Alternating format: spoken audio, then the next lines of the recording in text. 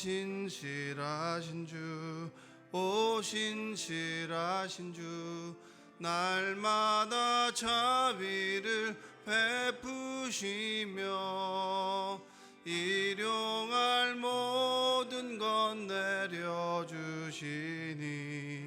오 신실하신 주, 나의 구주.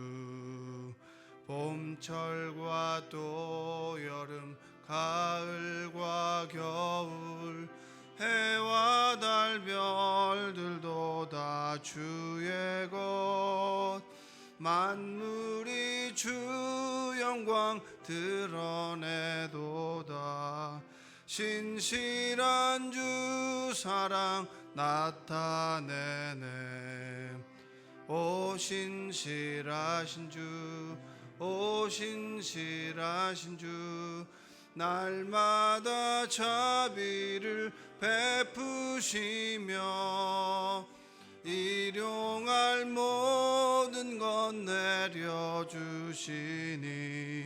오 신실하신 주, 나의 구주. 내 죄를 사하여 안위하시고 주 친히 오셔서 인도하네. 오늘의 힘되고 내일의 소망, 주만이 만복을 내리시네. 오 신실하신 주, 오 신실하신 주, 날마다 자비를 베푸시며 일용할 모든 것 내려주시니, 오 신실하신 주, 나의 구주. 아멘. 우리 사도신경으로 다 함께 신앙 고백하겠습니다. 전능하사 천지를 만드신 하나님 아버지를 내가 믿사오며 그 외아들 우리 주 예수 그리스도를 믿사오니, 이는 성령으로 잉태하사 동정녀 마리아에게 나시고 본디오 빌라도에게 고난을 받으사 십자가에 못 박혀 죽으시고 장사한 지 사흘 만에 죽은 자 가운데서 다시 살아나시며 하늘에 오르사 전능하신 하나님 우편에 앉아 계시다가 저리로서 산 자와 죽은 자를 심판하러 오시리라. 성령을 믿사오며 거룩한 공회와 성도가 서로 교통하는 것과 죄를 사하여 주시는 것과 몸이 다시 사는 것과 영원히 사는 것을 믿사옵나이다. 아멘. 오늘 하나님 주신 말씀은 말라기 3장 6절로 12절까지 말씀입니다. 말라기 3장 6절로 12절.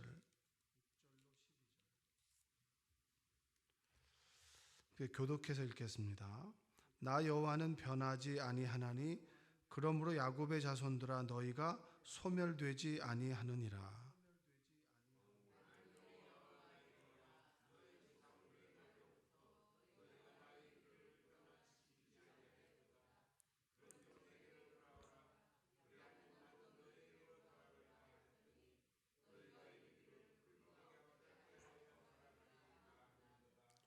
사람이 어찌 하나님의 것을 도둑질하겠느냐?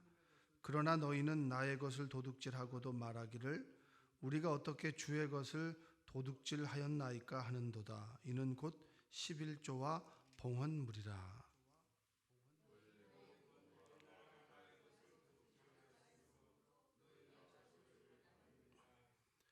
만군의 여호와가 이르노라. 너희의 온전한 11조를 창고에 들여 나의 집에 양식이 있게 하고 그것으로 나를 시험하여 내가 하늘 문을 열고 너희에게 복을 쌓을 곳이 없도록 붙지 아니하나 보라.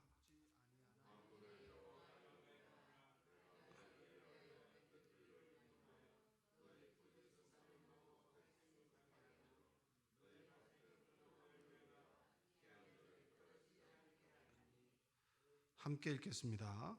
너희 땅이 아름다워짐으로 모든 이방인들이 너희를 복되다 하리라. 만군의 여호와의 말이니라. 아멘. 오늘도 하나님의 은혜가 여러분의 삶 가운데 함께하기를 주님의 이름으로 축복합니다. 그 예전에 그 2000년 초반에 그런 CF의 문구가 있었습니다. 그 사랑은 움직이는 거야 라고 하는 그 문구가 있었는데 기억나시나요? 그 누가 있는지는 기억 잘 나진 않는데 그 사랑은 움직인다 라고 하는 그런 그 문구가 있어서 그런 이야기들 많이 따라했던 적이 있습니다. 근데 이제 그 얘기가 왜 우리에게 음향이 좀 이렇게 좀 이해해 주시기 바랍니다. 이 말이 이제 사랑은 움직인다라고 하는 것은 모두가 알고 있는 이야기인데 그때 이제 우리의 마음 속에서는 사랑은 고정되어야 하고 사랑은 움직이지 말아야 된다. 그러니까 남편이 결혼을 해서 아내를 사랑해야 되는데 아내를 사랑하는 그 마음이 다른 여자에게로 움직이면 이건 좀 문제가 생기잖아요. 그렇기 때문에 사랑은 움직이는 거야 라고 하는 것을 알고는 있었지만 이야기는 못했단 말이에요. 그리고 자제했다는 얘기죠. 그런데 이제 시대가 변하면서 사랑은 움직인다. 사랑은 움직이는 게 당연한 것이고 그렇게 절제할 필요는 없어 라고 하는 그런 의미로 저에게는 다가왔습니다. 그런데 이제 우리가 하나님을 믿는다라고 할 때 만약 하나님의 사랑이 날마다 우리의 상황과 조건과 여러 가지 태도에 따라서 막 움직이고 정도가 달라진다라고 하면 우리가 하나님을 믿는 것이 참 어려울 것입니다. 여러분 어떻게 생각하시나요? 여러분이 조금 말을 잘 들으면 하나님의 사랑은 100. 근데 조금 마음에 안 들면 하나님의 사랑이 30이라면 여러분들은 하나님을 믿기에 좀 어려움이 있지 않겠습니까? 사랑은 움직인다라고 했을 때 하나님의 사랑은 움직이지 않는다. 하나님의 사랑은 변함이 없다라고 이야기를 해줘야 우리가 안정감을 가지고 신앙생활을 할 수가 있습니다. 우리가 죄 가운데 빠져 있을 때 하나님께 돌아온다라고 했을 때 하나님의 사랑이 움직인다라고 하면 우리는 하나님 앞에 돌아갈 수가 없는 겁니다. 그래서 우리 하나님의 속성을 이야기할 때 하나님은 신실하시다 이렇게 이야기를 합니다. 한번 따라서 해볼까요? 하나님은 신실하시다. 그러니까 하나님과 우리를 비교해 봤을 때 우리의 마음이 늘 갈대처럼 움직이고 우리의 사랑이 늘 갈대처럼 움직이기 때문에 우리는 갈대처럼 움직이지 않는 우직하게 우리를 사랑해 주시고 조건 없이 사랑해 주시는 그 하나님의 사랑 앞에서 안정감을 느낄 수가 있는 것입니다. 애들이 좀 잘못해도 그래도 부모님에게 돌아와서 꾸지람을 받아도 그 꾸지람 속에 부모님의 사랑이 있다면 그 아이들은 안정감을 누릴 수가 있는 것입니다. 그래서 6절에 하나님의 속성을 이렇게 얘기합니다. 한번 읽어보겠습니다. 6절 한번 읽어볼게요. 나 여호와는 변하지 아니하나니 그러므로 야곱의 자손들아 너희가 소멸되지 아니하느니라. 나 여호와는 변하지 않는다라고 이렇게 이야기를 합니다. 나는 변하지 않는데 이 얘기는 뒤집어 놓고 보면 너희는 변한다는 거예요. 나는 변하지 않는데 너희는 변하는 거.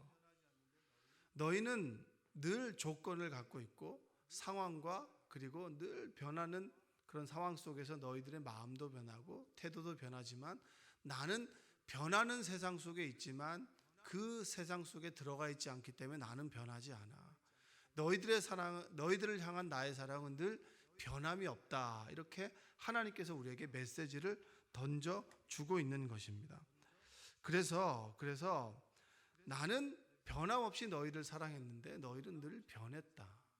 이스라엘 민족들을 변함없이 사랑했지만 너희들은 늘 변화되고 늘 우상에게 마음이 돌아가고 그리고 하나님 말씀을 지킬 때도 있었지만 늘 지키지 않을 때도 있었고 늘 이리 갔다 저리 갔다 이렇게 변하는 것이 너희들의 모습이다 라고 하는 것을 하나님께서는 이 말씀을 통해서 얘기해 주고 있습니다. 여러분은 어떠세요? 여러분들은 늘 변하시죠?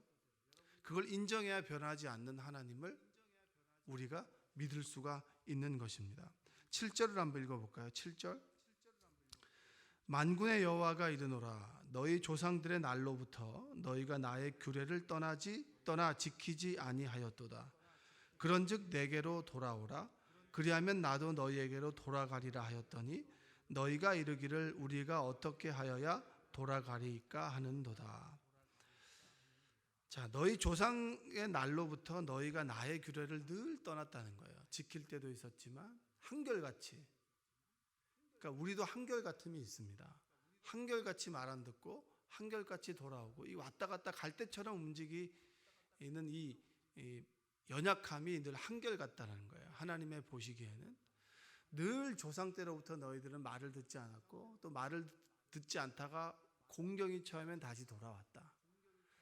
그러니 나에게로 돌아오라는 거예요. 한결같은 나에게로 돌아오는 것이 너희가 가장 복된 길이고 귀한 길이다. 왜냐? 너희들이 돌아와도 나는 한결같은 너희들을 향한 사랑이 변하지 않기 때문에 너희들이 하나님의 사랑 안에 돌아오는 것이 심판을 면하는 길이고, 그리고 너희들이 한결같은 나의 성품에 기대어서 돌아오는 것이 가장 복된 길이다라고 하나님께서는 이야기를 합니다. 여러분, 하나님께로 돌아오는 여러분들 되시기 원합니다. 여러분의 마음과 생각과 뜻이 여러분의 계획과 여러분의 뜻대로 살아가는 삶이 아니라 한결같은 신실하신 하나님의 성품으로 돌아오는 여러분들 되시기를 주님의 이름으로 축복합니다. 자, 신실하신 하나님께서 이제 사람들에게 너희들이 나를 떠나서 행한 것 중에 잘못된 것이 있다. 너희들과 나와의 관계는 한결같이 변하지 않는데 너희들은 늘 한결같은 관계를 깬 것이 있는데, 그 대표적인 것들이 뭐냐면 바로 11조와 봉헌물이다. 이걸 얘기를 하는 거예요. 11조는 10개 중에 하나를 하나님께 드리는 거죠. 하나님의 소유입니다. 봉헌물은 제사장이 먹었던 양식이 되는 것이 봉헌물이에요. 그러니까 11조와 봉헌물을 드리지 않으니까 제사장들은 먹을 것이 없어서 스스로 하나님의 성전에서 그리고 예배하지 않고, 그리고 그 성전을 지키지 못하고 일을 해야 됐고, 그리고 11조가 채워지지 않으니까 구제와 선교가 일어나지 않았고, 그리고 하나님의 일들이 이루어지지 않은 거예요. 여러분, 우리 인간의 존재의 상태를 어떻게 이야기할 수 있을까라고 했을 때 저는 늘 선악과 앞에 선 사람들이라고 생각합니다. 아담이 선악과를 먹었기 때문에 그 원죄가 우리에게 흐르고 있다, 이렇게 이것을 당연하게 우리가 죄를 짓고 난 다음에 생각해요. 우리는 원죄가 있기 때문에 죄를 짓는 것이 너무나 당연해라고 얘기하지만, 그 가능성이 우리에게도 있고 원죄가 우리에게 있듯이 또 하나의 주는 의미는 뭐냐면, 날마다 우리는 죄 앞에 서 있는 존재라는 거예요. 죄를 지을 수 있는 존재이기 때문에 늘 선악과를 따먹을까 말까를 늘 고민하고, 그리고 선악과를 따먹고 난 다음에 따먹은 이유가 내 연약함 때문이니까 다른 사람에게 핑계를 대는 존재라는 거예요. 그 대표적인 게 뭐냐면 10의 1조입니다. 여러분, 우리가 경제적으로 어려우면 11조를 드리는 것이 조금 아깝게 느껴질 때가 있습니까? 있지 않습니까? 있지 않죠. 줄이기도 하고 내지 않기도 하고, 이 정도는 하나님께서 눈 감아 주실 거야. 여러분, 우리가 기억해야 되는 것은 우리는 소유주가 아니라 청지기입니다. 다시 말하면 우리가 소유주가 아니라 관리자라는 거예요. 하나님께서 우리에게 주신 것이 아니라 맡겨주신 것입니다. 한번 따라서 해볼까요? 주신 것이 아니라 맡겨주신 것입니다. 근데 우리는 늘 이것을 잊어먹고, 그리고 서로 합리화시킵니다. 이거 내 건데. 여러분, 우리가 수입이 많아질수록 하나님께 드리는 것이 인색해지는 이유는 뭔가요? 이게 내가 땀 흘려서 일한 건 맞아요. 근데 땀 흘려서 일한다고 해서 꼭 열매가 있는 것은 아닙니다. 근데 어느 순간부터 내가 땀 흘려서 일했기 때문에 이것이 하나님께서 나에게 맡겨주신 것이 아니라 내 것이라고 하는 그런 소유의식이 생기다 보니까 남에게 나누는 것도 하나님께 드리는 것도 너무나 어렵고 힘들다라는 겁니다. 여러분, 물질이 많을 때나 적을 때나 우리가 기억해야 되는 것은 하나님과 나와의 변함없는 관계는 맡겨주신 것이지 소유주로 주신 것은 아니라고 하는 사실을 믿는 여러분들 되시기 바랍니다. 소유주는 하나님이시고요, 하나님께서 나에게 필요하기 때문에 맡겨주셨다라고 하는 믿음을 갖고 그 믿음 앞에서 흔들리지 않는 여러분들 되시기 원해요. 그것이 흔들리게 되는 그 순간에 우리가 드리는 것이 인색하게 됩니다. 드리는 것이 인색하게 되고 10의 1조가 인색하게 되다 보니까 물질관에 있어서 하나님과 나의 관계 설정이 틀어져 버려요. 하나님은 변함없이 신실하게도 우리를 조건 없이 우리에게 맡겨주시는데 우리는 그것을 조건을 가지고 내 것이라고 생각합니다. 내가 이랬기 때문에, 내가 땀 흘려서 이랬기 때문에, 내 공로가 이것이기 때문에 내가 이렇게 했어.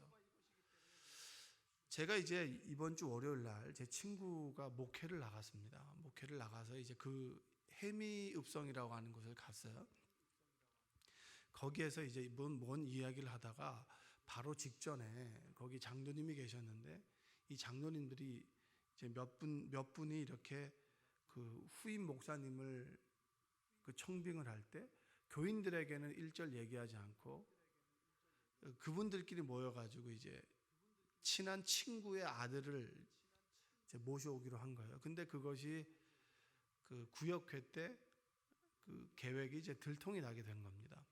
근데 결과적으로 법적으로 보면 은퇴 장로님이기 때문에 그분들에게는 이제 권한이 없는 거예요.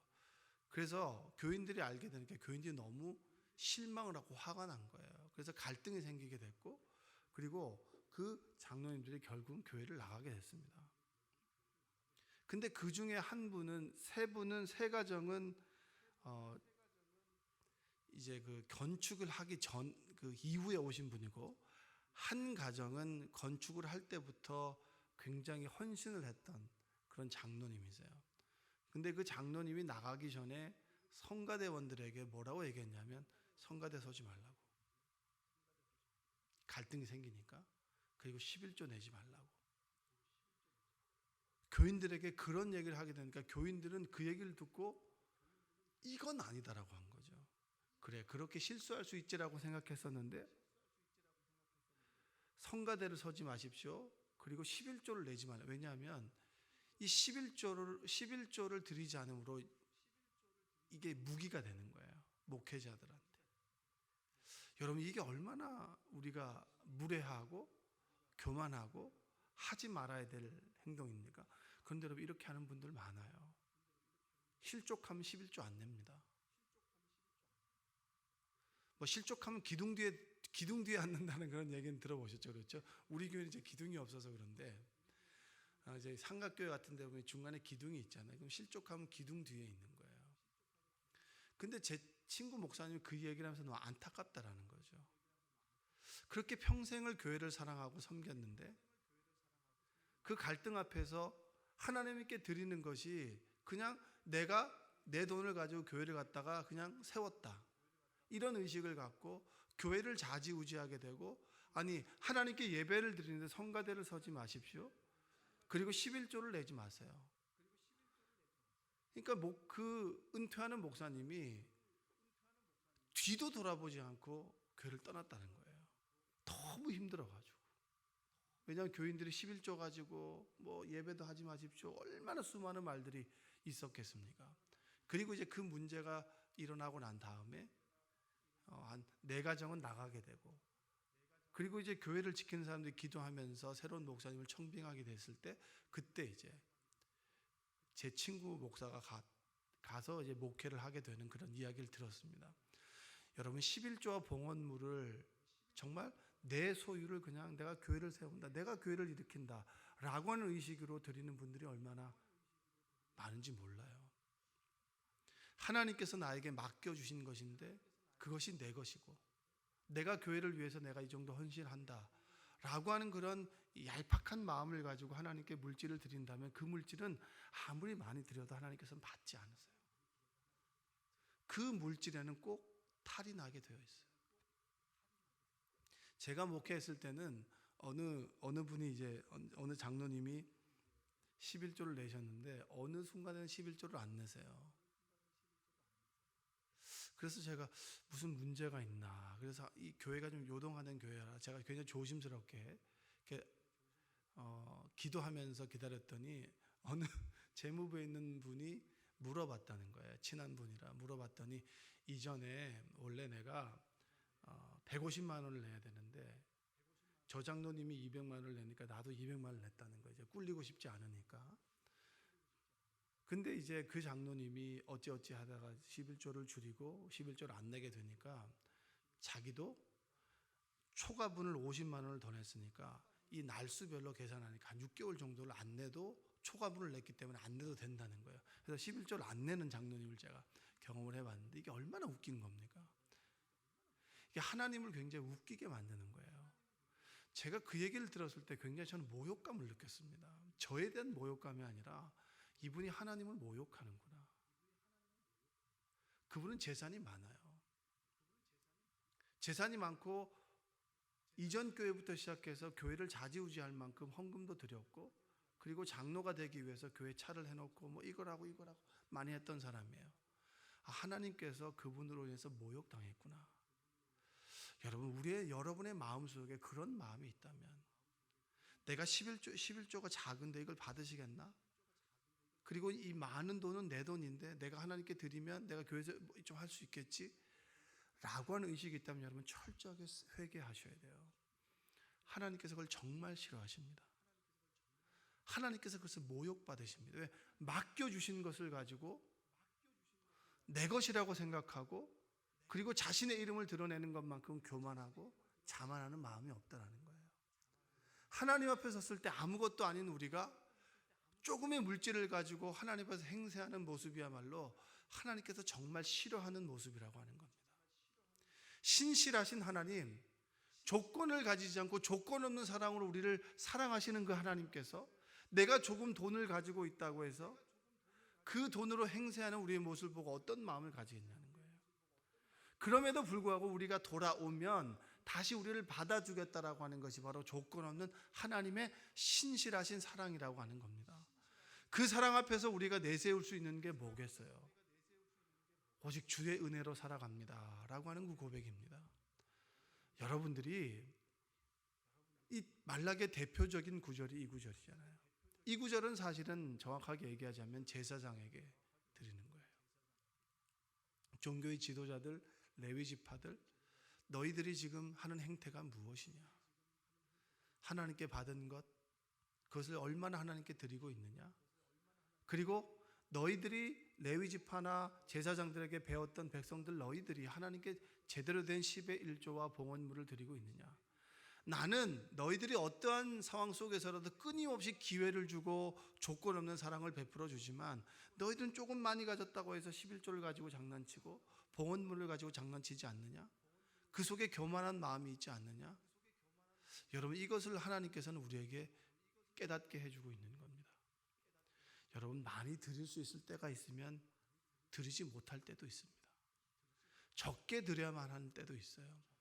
많고 적음의 문제가 아니라 하나님께서 나에게 필요하니 더 주신 것이고 필요하지 않으니 덜 주신 것이라고 한다면, 그 맡겨주신 것에 믿음으로 10의 1조를 드리고 봉헌물을 드림으로, 물질을 드림으로 하나님과의 여러분의 신실하신 관계를 맺어나가는 여러분 되시기를 주님의 이름으로 축복합니다. 11조는 또 다른 선악과예요. 늘 11조 앞에서 이것을 주신 분이 주님이시지, 하나님이시지, 감사합니다. 하나님 감사합니다. 하나님이 아니시라면 내가 이것조차도 드릴 수 없는 그런 연약하고 부족한 사람인데 하나님께서 이것을 주셨군요 라고 하는 믿음으로 여러분 고백하는 여러분 되시기 원합니다. 그것이 바로 포로 후기에 다시 예루살렘을 세우고 이스라엘을 세우고자 했던 하나님의 마음을 떠난 사람들의 행태 중에 하나였다는 거예요. 저는 것을 드리고 하나님께 10의 1조를 드린 것에 늘 아까워하고, 내가 정말 이 정도만 드리면 되지 않을까? 그래서 우리는 늘 얘기하잖아요. 하나님, 이게 매출에 드립니까? 그리고 우리의 가지고 있는, 내가 가진 세금 떼고 다 받은 것에 드립니까? 이것으로 고민하는 것 중에 하나는 뭐냐면, 어떻게 보면 내가 내 것이기 때문에, 내 것을 빼앗아 가기 때문에, 그리고 세상에서 말하는 11조 논쟁의 근본적인 이유가 뭡니까? 왜 내 것을 자꾸 달라는 거냐는 거예요. 국가의 세금도 떼는데 어떻게 하면 세금을 안 내려고 하는데 이 11조까지 떼면 우리가 어떻게 사냐는 거예요. 그래서 교회 가는 게 부담스럽고 힘들다는 거죠. 그래서 천주교로 가는 사람들이 많이 있어요.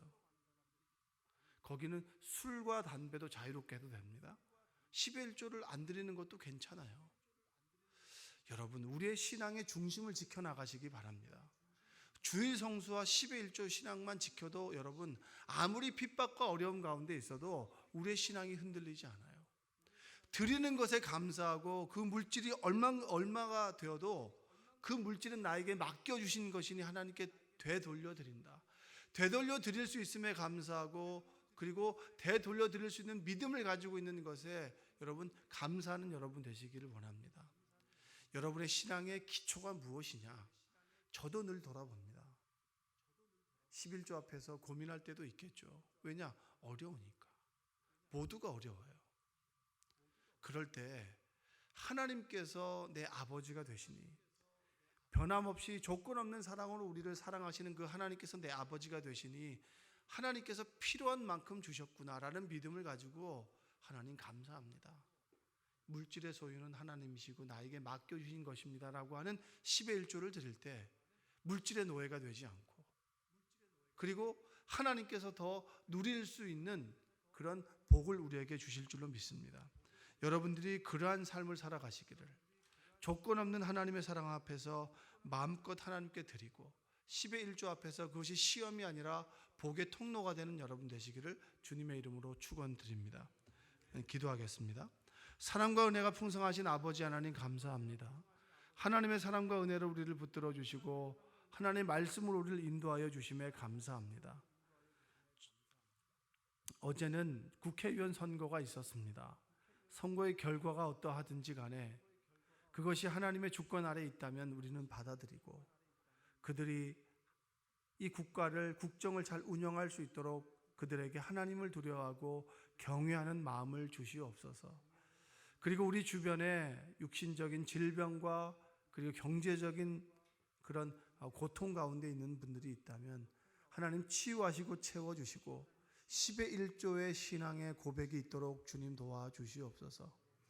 코로나로 인해서 힘들어하는 우리들을 위로하여 주시고 전 세계적으로 코로나로 인해서 국가가 반목하지 않도록 도와주시며 하나님께 주신 지혜를 가지고 도울 수 있는 대한민국 될 수 있도록 하여 주시고 생명나무교회가 코로나19를 이겨내가고 있사오니 우리 성도들이 아버지 하나님 이 과정을 믿음으로 이겨내게 하시고 예배의 소중함과 하나님의 은혜를 기억하게 하셔서 이 시기를 기도로 말씀으로 예배로 이겨나갈 수 있도록 주여 도와 주시옵소서. 예수님의 이름으로 기도합니다. 아멘. 우리 393장 1절 하시고요.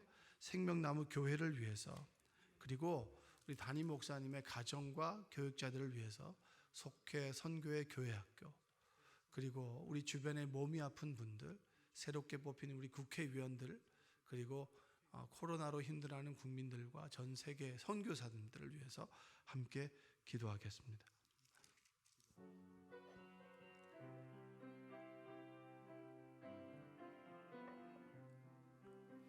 오 신실하신 주 내 아버지여 늘 함께 계시니 두려움 없네.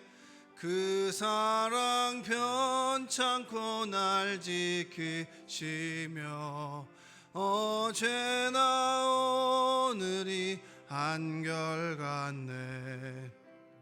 오 신실하신 주, 오 신실하신 주, 날마다 자비를 베푸시며 일용할 모든 것 내려주시니 오 신실하신 주 나의 손 높이 들고 주여 외치고 기도하겠습니다. 주여! 사랑과 은혜가 풍성하신 아버지 하나님 감사합니다. 하나님의 사랑과 은혜로 우리를 붙들어 주시고 하나님의 귀한 아버지 하나님 말씀이 우리 가운데 임하길 원합니다. 주여 도와주시고 함께해 주시고 아버지는 오늘도 기도하고 하나님을 구하는 이들에게 하나님 역사해 주시며 하나님의 사랑과 은혜가 넘쳐나는 시간 되도록 아버지 도와주시옵소서. 생명나무 교회를 사랑하여 주시고 아버지 하나님